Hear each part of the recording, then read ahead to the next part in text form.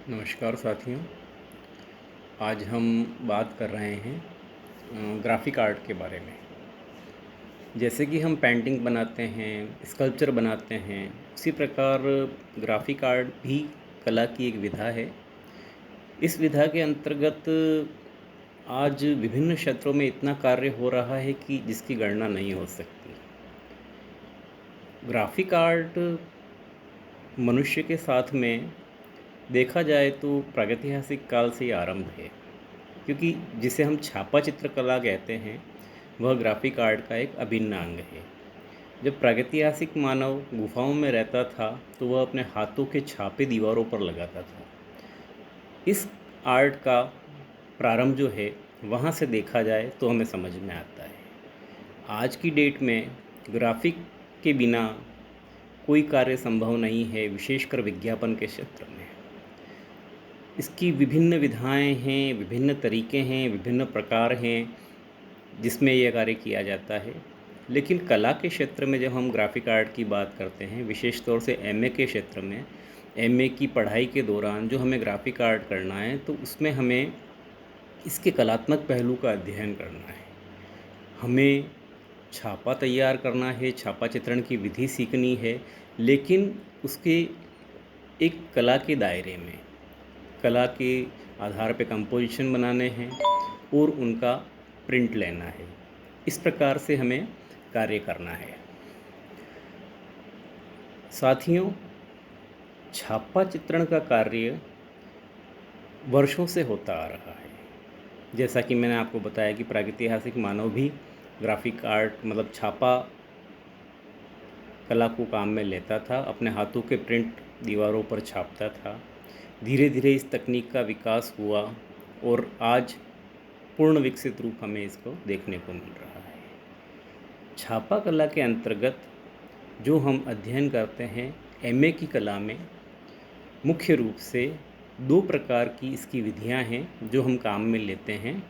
एक है relief printing, दूसरी है इंटाग्लियो, या यूँ कहें कि धरातलीय चित्रण और इंटाग्लियो प्रिंट। एक प्रोसेस जो है धरातलीय चित्रण, उसके अंतर्गत हम लिनो cut, would cut, metal cut इस प्रकार से कार्य करते हैं। इस प्रकार की शीट्स होती है जिन पर विभिन्न प्रकार के औजारों से कार्य करते हैं, टूल्स से कार्य करते हैं। इसमें जो हम चित्र निर्मित करते हैं या डिज़ाइन निर्मित करते हैं उसको रहने देकर आसपास के धरातल को थोड़ा सरफेस को नीचे कर लिया जाता है।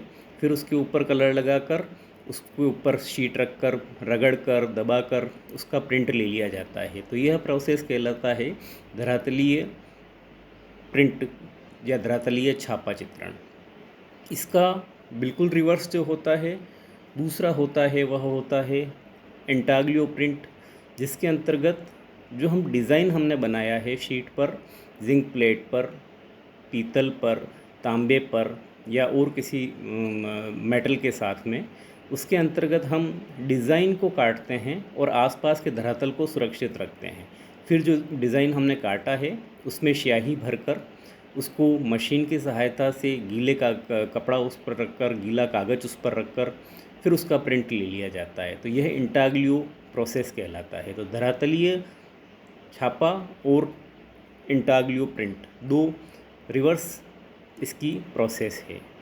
हमारे को मुख्य रूप से एमए फाइनल के दौरान एचिंग प्रिंट निकालने हैं। एचिंग प्रिंट का जो प्रोसेस है वो इंटाग्लियो प्रोसेस है, जिसमें हम कोई भी डिज़ाइन बनाएंगे जिंक प्लेट पर और फिर उसके पश्चात उस डिज़ाइन को कुरेद कर एसिड में बाइट कर कर और एक डिज़ाइन को तैयार करके फिर उसमें सरफेस के ऊपर रंग लगाएंगे। तो जहाँ हमने उसको एसिड से एच किया है या डिज़ाइन को हटाया है वहाँ पर रंग रह जाएगा और आसपास के क्षेत्र को जब हम कपड़े से या बटर पेपर से साफ़ करके फिर उसको मशीन से प्रिंट लेंगे तो उसमें जो हमने डिज़ाइन बनाया है उसका प्रिंट निकल के आ जाएगा।